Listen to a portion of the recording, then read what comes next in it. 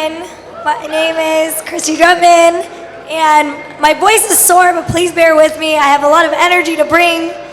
My voice isn't giving it, but I'm happy to be here. I'm feeling energized. I'm so excited to talk about the future of green jobs.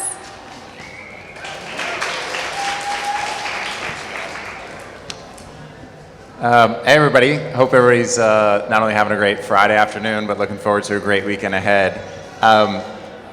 Maybe like many of you, this is actually my first Climate Week New York, and as a longtime New Yorker, I don't know that I've been as inspired by an event that brought so many extraordinary people together to this incredible city for a common goal. So super excited, super grateful to everybody for being here, and thank you to all the great folks that helped put this on. Looking forward to a great conversation.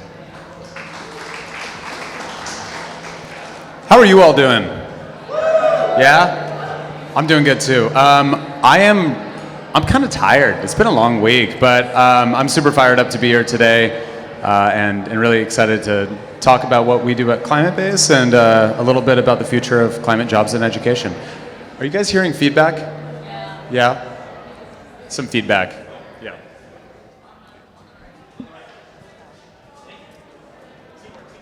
Great. Okay. So my climate story, I went to UC Berkeley for undergrad in college, and during that time, I wasn't necessarily exposed to as many environmental issues beforehand with where I grew up, but I knew environmental issues were a passion of mine. I wanted to get involved. And then Typhoon Haiyan hit the Philippines, and my family's from the Philippines, and it became a really personal issue to me, and I knew that I wanted to do something to address the climate crisis in any way possible. And so that's when I started my platform, Brown Girl Green, towards the end of college, because I identified this gap in the environmental space where I didn't see environmental issues being communicated much on the internet and reaching people in ways that I felt were accessible. And that continued to be my MO. I continue to think about how can we communicate about climate better in a way that is accessible, builds community, and engages people in a way that's entertaining and educates them and inspires them to take action. And that MO and that through line from Brown Girl Green led to the creation of the Green Jobs Board. Again, thinking, hey, I graduated college and I had no idea where to look to find a job, to the point where I ended up creating my own job, which is not necessarily what I recommend for everyone, but I figured it out.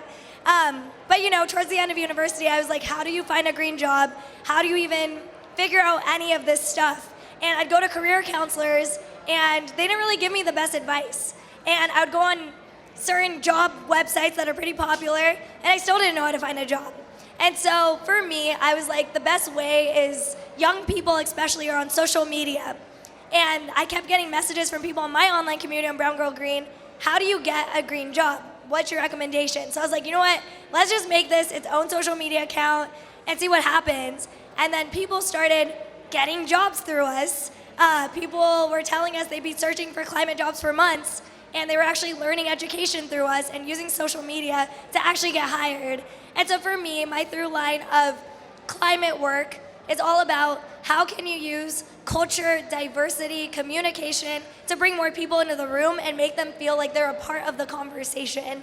And that's my work no matter what I do, whatever platform I build now and in the future, and Green Jobs Board is a perfect manifestation of that. Thank you. Thank you. And same question to you, Adam. How'd you get to where you are? What's your climate story? Sure. So, as was referenced about 14 years ago on the side of my job with $25, I started Pencils of Promise, and that took myself and a lot of us on this extraordinary journey that's now built almost 600 schools around the world. And my life really, really drastically changed around 5 years ago when my wife and I welcomed twins into our world. And I don't know if any of you have become parents recently or are longtime parents, but suddenly the timelines in which I looked at my life really shifted, and I only really saw timelines through my kids' lives. And during that period, I had the good fortune to start learning from some of the foremost experts in the world on climate science. And the IPCC report that came out in 2018 was remarkably influential for me.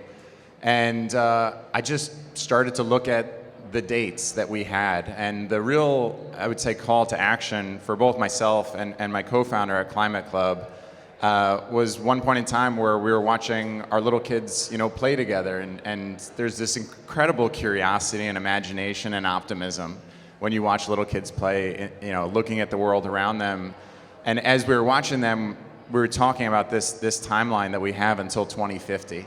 At which point we will likely be at a stage of irreversible change if the actions that we start taking today and ideally even yesterday don't start to materialize to a different trajectory.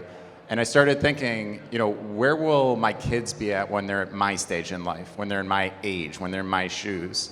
And as I just did the simple backwards math, it would be just past 2050.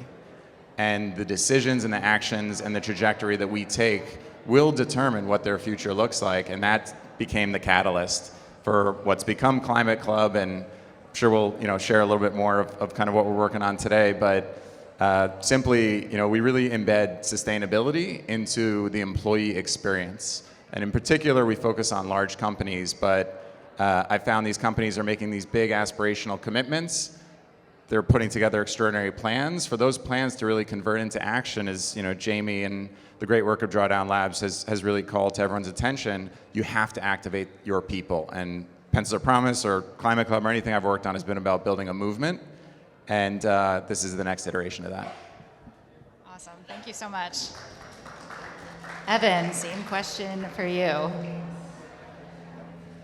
I don't know why the speakers don't like me very much. Can we scoot over that a little bit? I think I'm just a little too. Oh, actually. Other way. Oh yeah. All right. If it continues to be bad, let me know, and I'll just drop the mic. Yeah. So my name's Evan, from Berkeley, California, originally, and I'm the CEO and co-founder at ClimateBase. Has anyone here heard of ClimateBase? Raise your hand if you've heard of ClimateBase. Okay, I'm seeing a lot of hands go up. That's awesome. So we're doing our job. At ClimateBase, we are on a mission to get everyone working on climate. We believe that the most powerful way that we can accelerate climate solutions is by leveraging the power of employment and talent. Can I try a different mic? Is that cool? Sorry, folks. Oh, that might not work either. Maybe it's not there yet. Pardon us. Or that might not work. Maybe use this. All right. Well, so we launched in 2020, right in the middle of the pandemic. I had previously spent a few years working in education at an education startup in San Francisco. And after working in education and sort of falling in love with the process of helping people find their way in their careers, I started to really think about my own career and what do I really want my lasting impact to be. I could not think of anything more impactful to dedicate myself to than addressing the climate crisis. But I really couldn't figure out where I fit into that equation. I'm not a climate scientist. I don't have a formal training or education in sustainability or in energy or any of these adjacent fields. And so I felt a lot of sort of confusion about what can I do in my own career to make it focused on climate. I started, going to the major horizontal job platforms of the world and looking for climate jobs, and none of them were relevant to me at all. Again, I was finding like climate scientist and sustainability manager, and I was thinking to myself, surely there's opportunities for someone like me to get involved, even though I don't have those kinds of backgrounds. And what began first as a giant spreadsheet of organizations that were focused on addressing climate change then evolved into the world's first climate career fair in San Francisco. And then, as I was saying, shortly after that, we launched a website called ClimateBase. So to date, ClimateBase has helped now nearly 1 million people. We just crossed 700,000 people. Discover and apply to over 40,000 jobs that have been posted across over 2,000 organizations in our network. We're by far the leading platform for climate jobs, and we're now expanding from not only being a climate hiring platform, but really being a platform for climate jobs and education.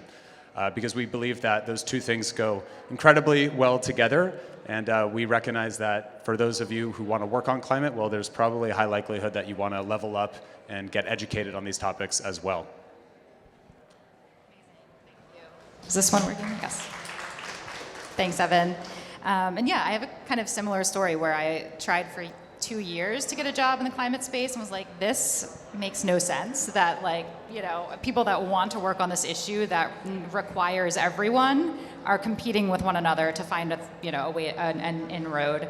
And one of the jobs that I applied for, I later found out that there were 1,200 applications for one sustainability job. It's like bananas. Like that should not, for this issue that requires everyone and it involves everything, it shouldn't be that we're competing with one another to get a job.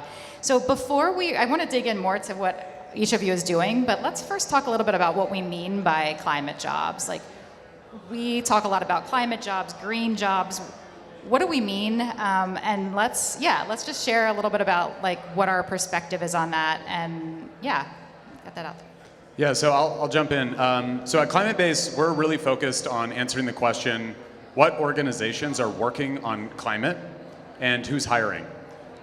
So our focus has not been the kind of jobs that you can find by running a keyword search on Indeed and LinkedIn. I would describe those jobs as being like the visible jobs. If you imagine like a iceberg, thematically fitting, right, this conversation, an iceberg in the water, the top of that iceberg that's visible are like the kind of jobs that Jamie is talking about, like a sustainability role that you can very easily find just by running the keyword search for sustainability. But the reality is that every organization that's working on climate, organizations that are developing electric vehicles, orgs that are working on regenerative ag, and so many other topics within climate, they all need salespeople and growth and like revenue drivers. They need software engineers, they need designers, they need communicators, they need recruiters, and the list goes on. And so at Climate Base, we view all of those kinds of jobs as a climate job. As in, if an organization's focused on addressing climate, all of the jobs that they're hiring for at that organization are a climate job. Turns out there's a lot of them, but of course, working on climate extends beyond just those orgs. It includes like the work that has to be done at non-climate focused organizations that are looking to figure out ways where they can decarbonize their operations as well. Like I was saying, I only graduated college, a couple of years ago, and I remember I was looking for what was a green job, which is maybe a conservation job or working in the Forest Service. This is not a knock at the Forest Service. Love the Forest Service. We've worked with them before. But a lot of those jobs are either unpaid or don't pay very well. And not only that, you don't necessarily know what qualifications or skills you need in order to get into it. So I guess to answer this question, I would say like a green job is any job, could be any job, where you could apply, an environmental lens or a sustainability lens. But I think we need to go beyond that by also understanding what is a quality green job.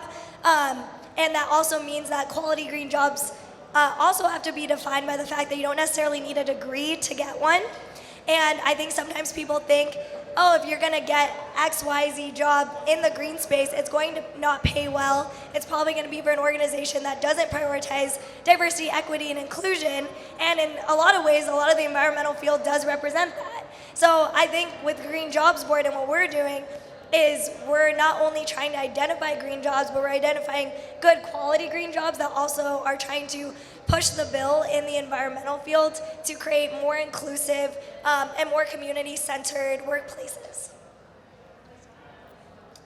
I think they summarized it really, really well. I will say one additional perspective to share, which again I know you all have had tremendous leadership on, is the idea that historically there were certain spaces that lived on the fringes and were kind of siloed in an organization. And you can think historically about the role of the internet coming into companies, the role of digital and social coming into companies, where there was a point in time where it just lived in one kind of siloed area.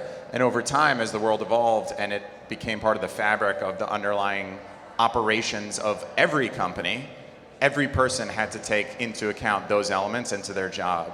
And I think that's what we're going to see going forward, is that the kind of broad idea of climate or green or sustainability, previously, if it was siloed, it will become truly embedded into the decision making, the path forward, and ultimately the determination of success of every single company and every single person's responsibility to help that company be successful.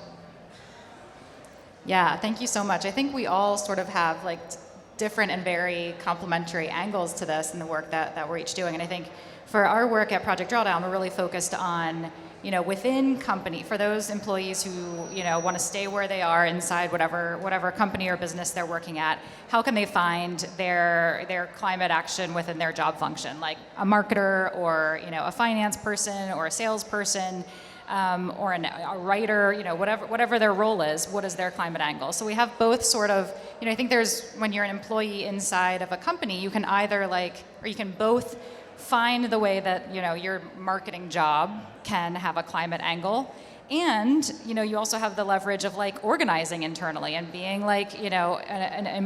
organizing your colleagues to push your company faster. And I think there's a certain power that you have as an employee inside of a company, as a shareholder in some cases in that company, to be able to organize and push them faster from within.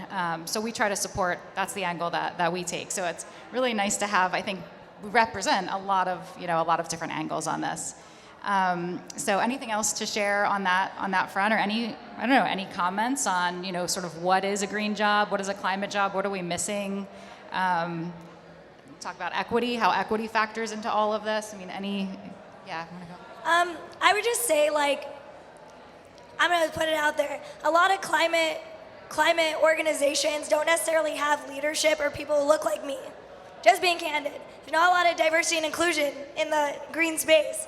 That's not necessarily a bad thing, but I think there's a lot of limitations on creating workplaces that are actually conducive to bringing in a more diverse workforce, whether that be women of color, Black, Indigenous, people of color, etc.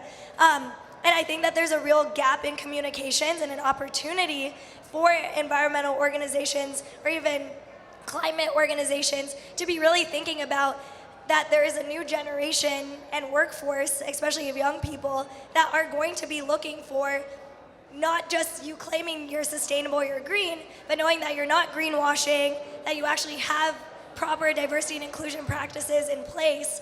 And I think that's an important part of the green jobs conversation that I don't see happening enough of. So yeah. Yeah, I totally agree. I mean, when I was stepping into this space, something I noticed is that every event I was going to, every climate tech event I was going to in San Francisco, or even just the environmental events. I don't know if anyone knows Climate One, the podcast. Whenever I go there, it's just old white people. And every single climate tech event I've ever been to in San Francisco is predominantly male and predominantly white. And so what you're talking about is absolutely the case. And actually something that we're really excited about at Climate Base is that we've realized that there's actually a lot of amazing communities that are focused on getting more diverse people working in this space and also celebrating the work of those who already are. So we recently partnered with an organization called Black in Environment. They celebrate Black excellence in the in the environmental workspace. And a bunch of other organizations that we're partnering with to help others launch their own climate job boards that are effectively running on our software, on our platform. So it's a cool way where we can partner directly with these organizations and allow them to serve up climate jobs to their audience and help the organizations that really want to hire really talented people from all kinds of backgrounds. So yeah, I totally agree with you. Great, thank you. I'm going to pause here for a second in case there's any questions. So far we've covered sort of a very high level of each of our work, talked about a little bit about green and climate jobs. Questions? Yeah, sorry, do you want to say something? I can just chime in. Yeah, if anyone has questions, please, yeah.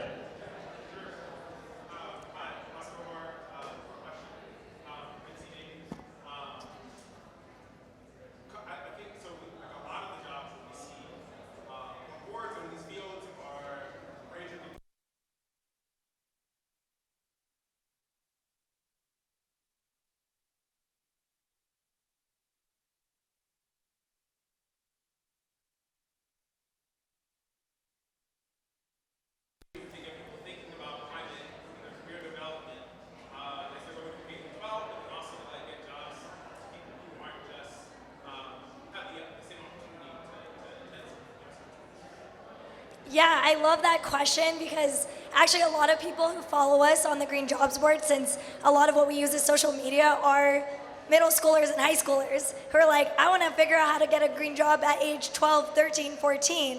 And the amazing part about that is that this platform is reaching young people where they're at, and we realize that you don't have to wait to figure out your green career.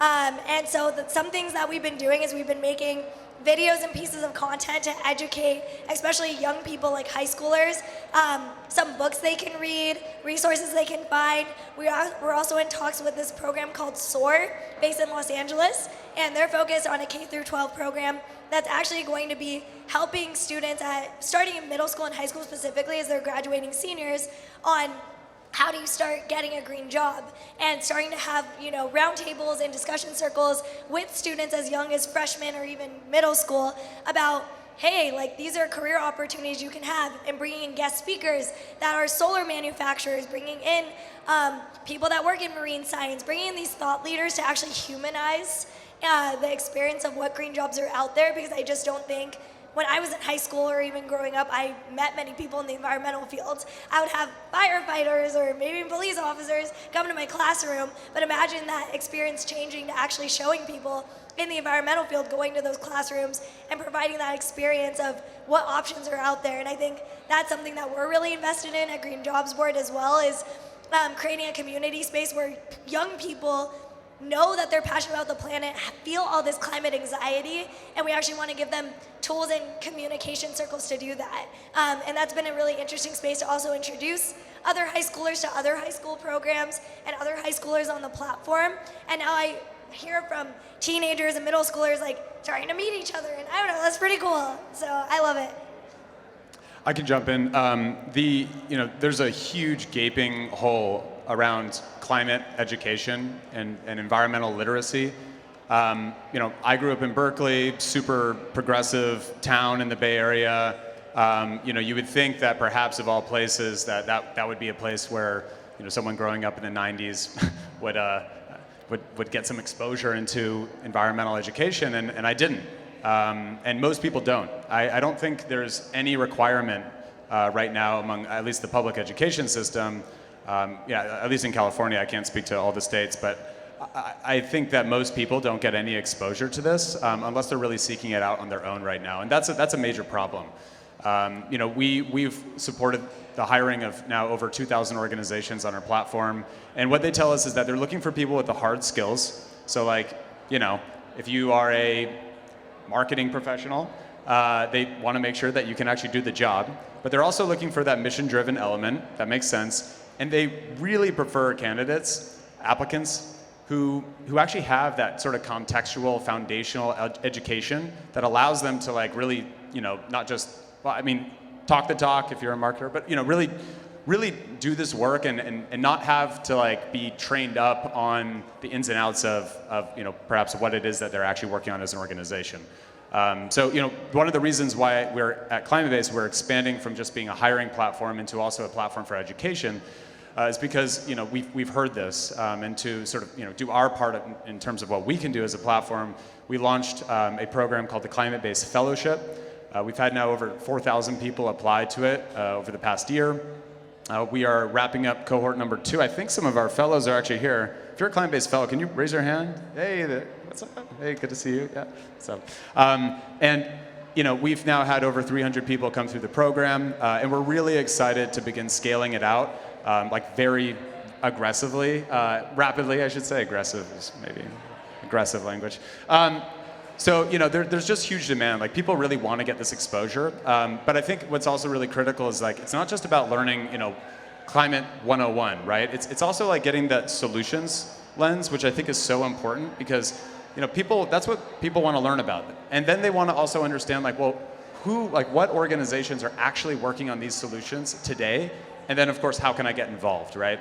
So that's really what we're trying to address at Climate-Based is bringing people in through that journey, and hopefully they come out on the other side working in climate. Awesome, thank you. And I'll just add, I think Project Drawdown, really we focus on kind of broad climate solutions education and try to get that into K through 12 curriculum. But we're also looking at vocational, technical schools, which I think are really important to actually, implement the actual building of all of the things that we need to, the infrastructure, the things we need to build in the world.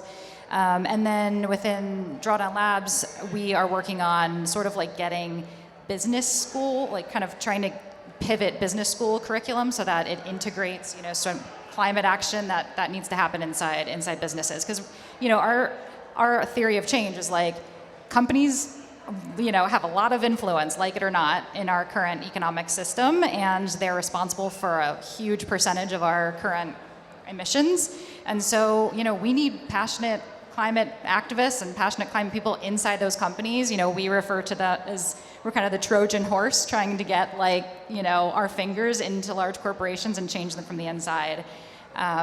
So yeah, thank you for that question. Adam, do you want to add anything there? Or can I? I mean, my background's education, so I could spend a lot of time on this one. I will say I think you got a really great selection of well-rounded responses, but the one thing that I have seen from now a lot of years in education is that true transformation has to occur through a combination of really strong pedagogy and curriculum, and then a supportive system around the learner. And then the third part is, education is very different from health, right? So many of us went and got vaccinated and suddenly we were fundamentally different. And with education, you can't just inject somebody with knowledge or retention around that knowledge. And so it's really about the ecosystem that's been developed. And I think most of the large-scale transformations that we've seen in education have either happened from a top-down change in policy, where the government said we're going to reorient how we educate, and that's something that we all have an opportunity to play a role in by who we elect and what we call upon those that are in office that determine oftentimes what education is provided to our children. And then the second one is oftentimes kind of built from within, where individuals call for some form of revolution and say, I want this, and it dictates my well-being and my future. And I think we've never seen the level of demand for change on climate as much as we're seeing from youth today, and it's demonstrated on this panel, and I think it'll only accelerate ahead. So I'm optimistic that this next generation, in particular K through 12, that have an elevated consciousness and ultimately, I don't know if many of you read this book, 100-Year Lifespan, but they will likely live to be between 110 and 120 years old if you're born today. And so when you think about where their life will be 100 plus years from now, I mean, the impetus for action is extraordinary. Yeah, thank you. And we'll come back for more questions at the end. But Adam, staying with you for a second. Oh, were you gonna say something? Oh, no. Oh, okay. Oh, actually, really quick plug. If anyone is a high school teacher, I recommend checking out the Kenenborg Climate Initiative's Climate Justice Curriculum for K through 12. That's it. Yeah, thank you. Okay, so Adam, staying with you for a second. Tell us about your focus on big companies and what you're seeing there. Why did you focus there? Are they moving? Talk to us about that. So before starting Climate Club, I spent a few years just in the climate rabbit hole, had hundreds of conversations with leaders in the space to figure out where I could contribute the skills or things that I can kind of mobilize to make an impact. And probably like many of you, I don't build something because I see a market opportunity. I build something because I have alignment between head and heart.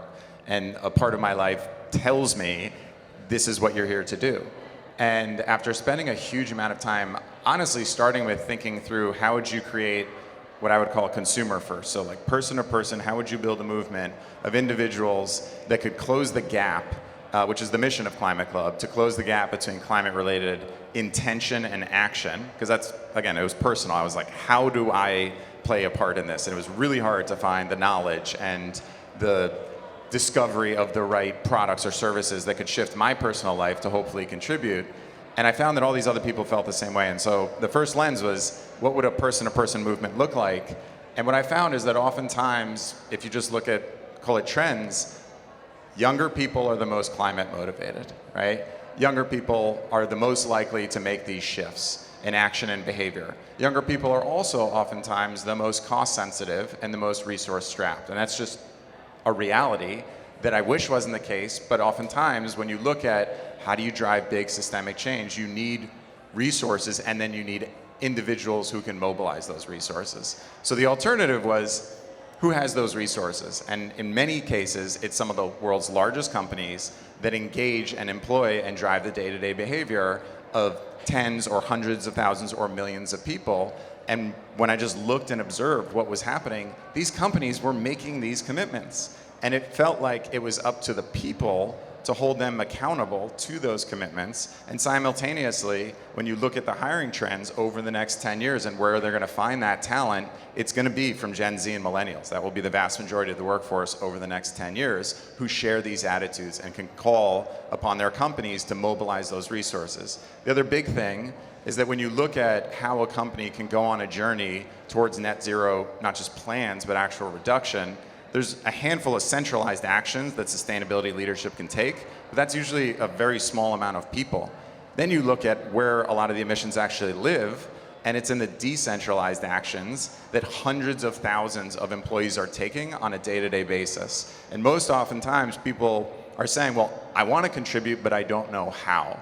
And what we're building at Climate Club is the platform that enables a company to share with every one of their employees at the individual, at the team, at the department, at the functional level.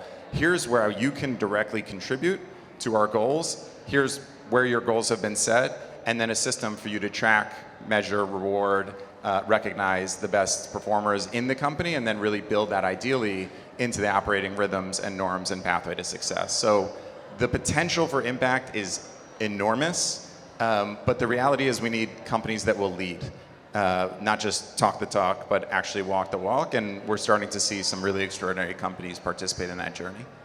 You're feeling optimistic on that front? It depends on the day, to be totally honest. But I mean, our first value as a company, and I'm big on company values, is kind of how I operate, which is positivity creates possibility. And so, you know, right now we're working with some of the largest companies in the world, and we talk to some of their peers, and the truth is some of their peers are in the press for making big climate commitments, and when I push them and say, will you implement this program, they hesitate. But I think what we're going to see is the companies that lead on climate will be the most influential, most powerful, and most attractive companies for people that want climate-centric and sustainability-driven jobs. And I'm a big believer in not building for where the world is today, but where the world will be in the next 3 to 5 years. And I have enormous conviction that that will play out. I was just going to say that the companies that don't engage their employees on climate action in a real way are probably going to lose those employees. This is, you know, so I don't know if you're already talking to HR departments. Yeah, so. I mean, the last thing here is the business case for investing and bringing sustainability into every role is very, very clear. Being more sustainable usually reduces costs for a company. It increases profitability because your consumers want to buy products from sustainable driven companies. But what you're referencing, I mean, the cost of replacing, recruiting, training an employee is enormous, and from very clear retention data, the savings and the financial benefit, which sadly but realistically oftentimes becomes a really critical part of the decision making, is in our collective favor, which is why I'm optimistic. Thank you. So Christy, you are reaching a whole new audience with your message that is really, really exciting and needed. I would love for you to talk a little bit about how kind of the transition from Brown Girl Green to Green Jobs Board, how have your followers sort of gone on that journey with you, and talk to us about just the new audiences you're reaching and your, I mean, I feel like we're all huge fans of your content. So just, enlighten us. Oh, I think the mic is on your foot. Okay. So it was interesting. I had always wanted to make climate jobs content on Brown Girl Green. That was mostly because when I was at UC Berkeley, I was the co-founder of an organization called the Students of Color Environmental Collective. And during that time, I was like, there needs to be more mentorship. Again, I was like, I don't know how I'm going to get a job out of college. No one in my family is in the environmental field. No one I really knew or was close with, who I viewed as mentors, were in the environmental field. So I had no one. I had no one to guide me. I was like, I don't know what I'm doing. I'm going to figure it out, do the research, stalk people on LinkedIn. I swear to you, I was just stalking hella people on LinkedIn.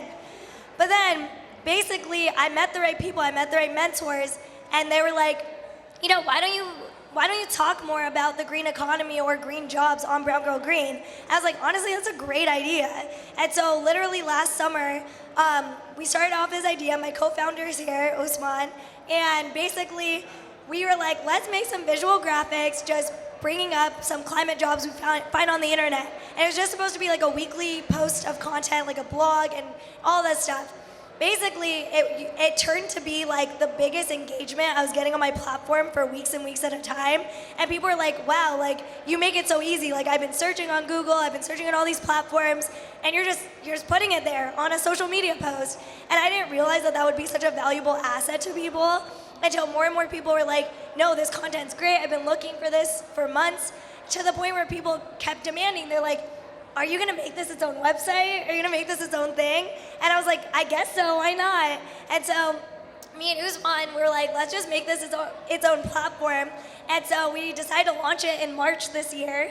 And yeah, I mean, it's only been around like 5 months and we got like 20,000 followers, because young people want this stuff. And not even young people, like we've had like senior level, mid-level people who are like, you're making it so accessible in real time to find jobs, to get people hired. And for me, like when I view climate justice and environmental justice, I just think about coming from a family of immigrants and the fact that like my mom sacrificed so much to come to America to like have me get a better life.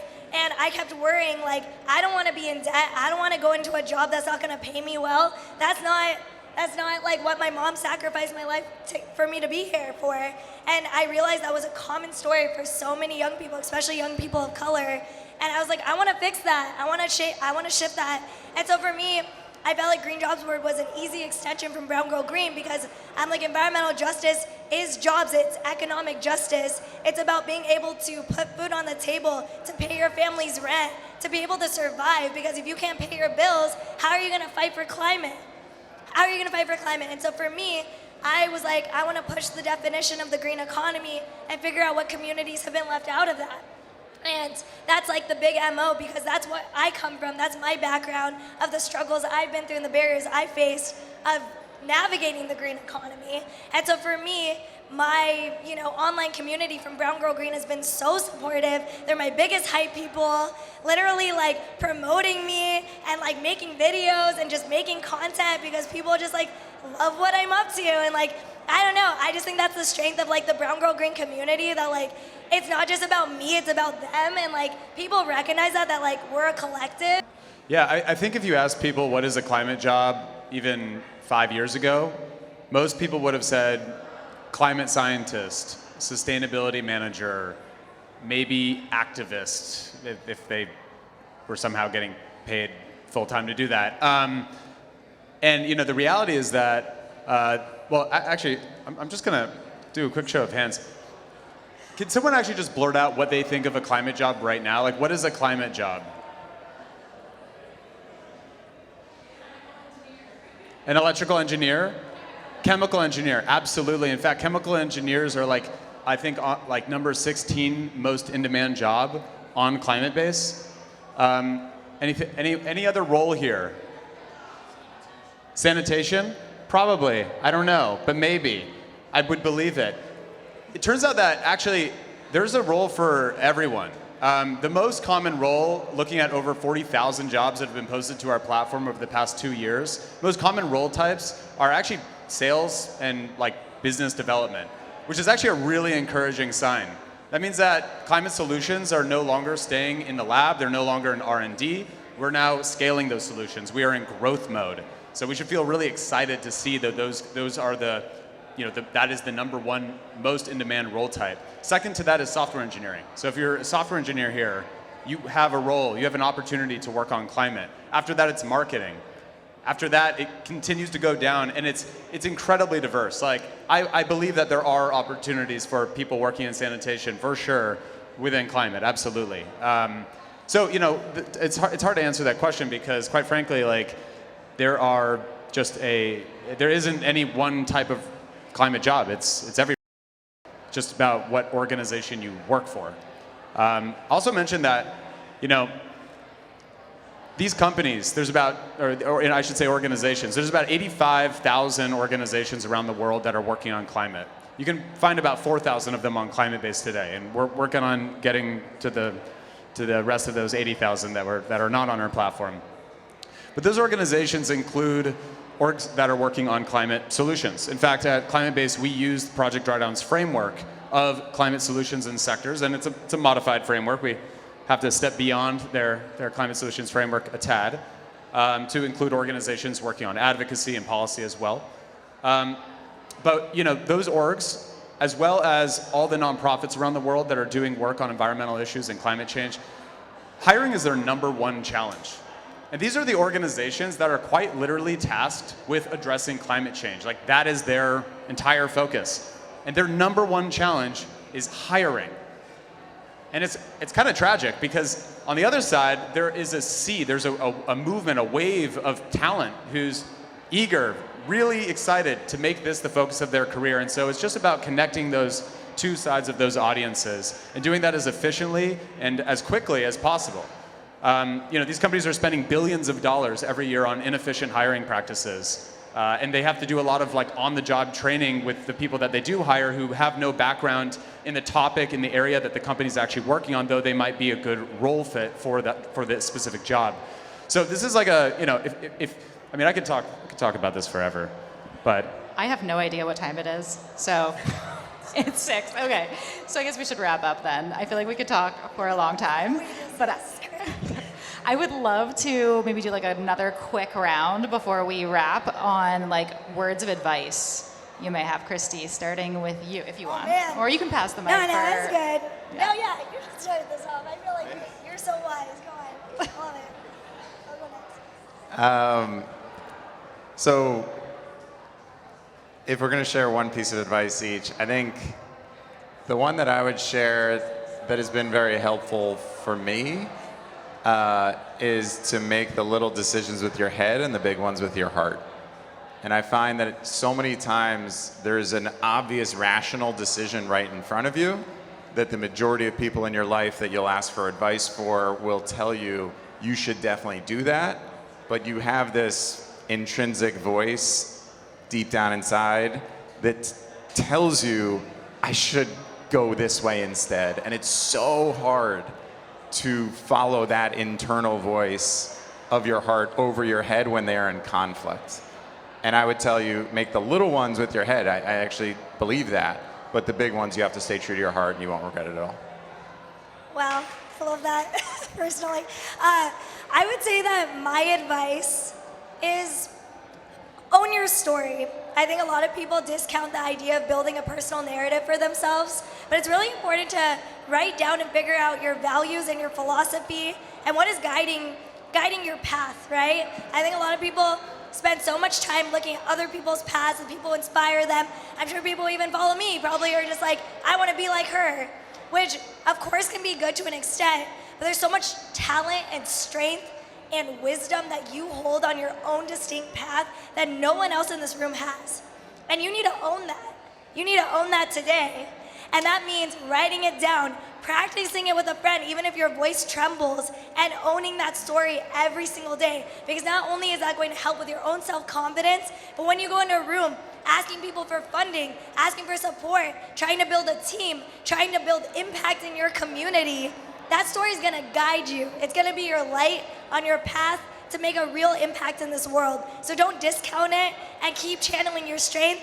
And if you don't know how to find that, ask the people who you love and trust the most to help you find that and start working on that because it really makes a difference. Thanks.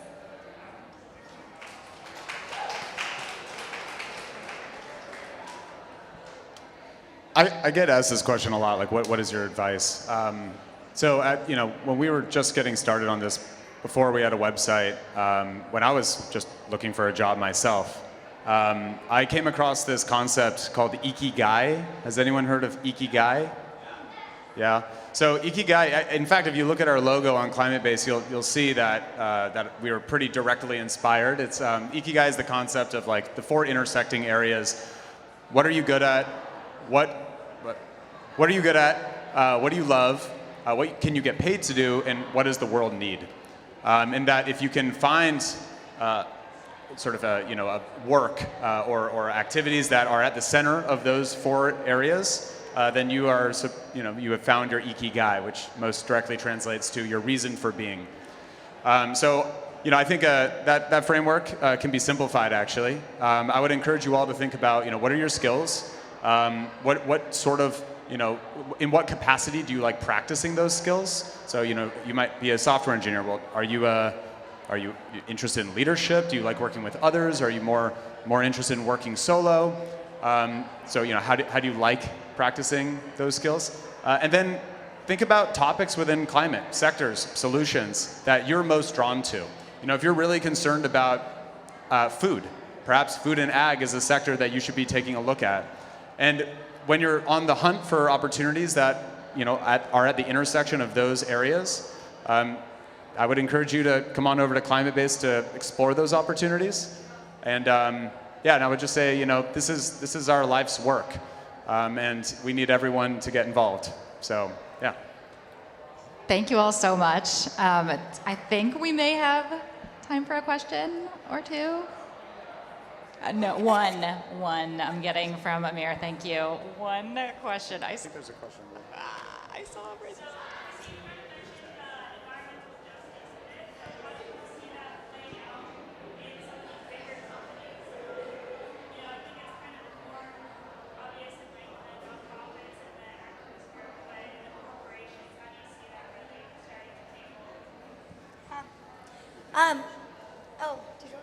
I was just going to say you should repeat the question. Oh yeah. So the question was, with environmental justice, how can companies make sure that that is a priority? I want to make sure I get that right. Part of their process. I would say, in my opinion, majority of these companies are not prioritizing that, necessarily speaking. The ones that I have seen do that effectively, which I think some are starting to latch onto it, is focus on redistribution. So figuring out how can they redistribute resources to actually go to historically underfunded environmental justice organizations and initiatives. I think there's an amazing opportunity for companies with resources to be building out incubator programs or fellowships or different programs where they're actually partnering with environmental justice organizations. And I think there's an interesting hybrid model that could be happening there that's focused on redistributing funding while also addressing, if you're a company that has historically caused harm to these communities, that there better be some sort of accountability, reparations, and support for those communities. And I don't think that's happening enough. But that's my vision, and I think that's important. We're a small team. Eventually, we want to build some sort of vetting system to try to create that transparency, but I think there needs to be a bigger culture of transparency, frankly, that doesn't really currently exist that much, to be honest with you. So it's not perfect, but that's my vision. That's an amazing note to end on. I think Amir's going to be pulling us off the stage if we don't go. Oh, one more. I'd love for you. All right. One more question back there. Come on.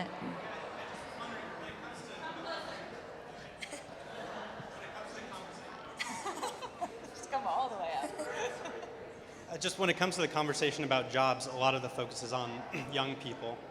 Obviously, a lot of young people here today, but when we think of climate timelines next 7 to 8 years, how do you think about older people within the job space? How do you think about mentorships or reverse mentorships?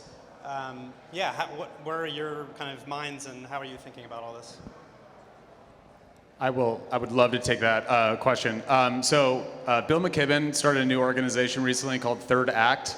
It's awesome. My mom is involved, kind of stoked on that. And she's making her third act focus on climate. She's leaving her role in public health to get full time in climate. So, but when it comes to actually like connecting those who have been in the space for a while with talent that's just entering the workforce, I think there's a huge opportunity. And in fact, that's something we're building out on our platform. It's going to be a sort of a mentor-mentee automated matchmaking thing that we can do actually at scale. I mean, we had 130,000 people using our website in the last 30 days, and a lot of those people are really looking for not only just jobs, but really looking for connections. They're looking for some guidance. There are literally hundreds of thousands of people working in climate right now. It's probably more than that. I actually don't fully know, but like there is an existing workforce of people who have been in this space for a long time, and they're one of the, I think, the most interesting things and beautiful things about the climate space, the climate workspace, is that there's this real sense of like that we're all part of the same mission, and that people who have been in the space for a long time are really eager to help those who are just dipping their toes in, kind of like get their footing. So yeah, I think there's a lot of really exciting opportunities to do that, and you know, I'm excited to hopefully build some product that can help with that. And again, I think, if you're in a specific job function inside of a company or an organization, like a marketer or a salesperson or a tech person or a finance person, like finding the climate angle on that, like how our marketers are super relevant to climate change. Like we need 1 million amazing communication people communicating about climate change. Like how do you put those skills to use for climate, I think is another way to think about it. And I'll just say, shameless plug. So our fellowship program that we've now been running for the past year, we've had over 300 people go through the program. Tons of people have gotten jobs out of it. We are going to be launching our cohort 3 in early 2023. And with that, we're going to be launching a bunch of specific tracks for different role types. Those tracks include software engineers, so entire track for people who are software engineers, sales and sort of more like communication. We're going to call the track communicators. We're also doing a track for designers, another track for corporate CSR, and another track for early careers. So we're really excited to we have a vision of how can we get thousands of people making their first job a climate job. I was just gonna finish off by just saying when it comes to older folks, again, it's a question of redistribution. I think it's an amazing opportunity for older folks with resources and access to identify talent and strengthen young people and be able to offer that mentorship without necessarily having to be asked of them. I think there's a lot of opportunities to be able to build out programming, especially people who have access to foundations and funding. Literally, I forget the statistic, but a very significantly small amount of funding, philanthropic funding, is actually going to climate justice. Even smaller of that is actually going to organizations run by people of color. And I think there's an amazing opportunity for people who are older, especially those who hold intergenerational wealth and access to funding and power, to redistribute that. So I'm going to always push redistribution and reparations. And I think people that are older have an amazing moment in the climate movement to be doing that and having intergenerational dialogues on where best to distribute that, because I can tell you there's a lot of young people in this room who can tell you what to do with that money. So yeah, that's what I want to say. Thanks. Can we get a round of applause for these amazing human beings?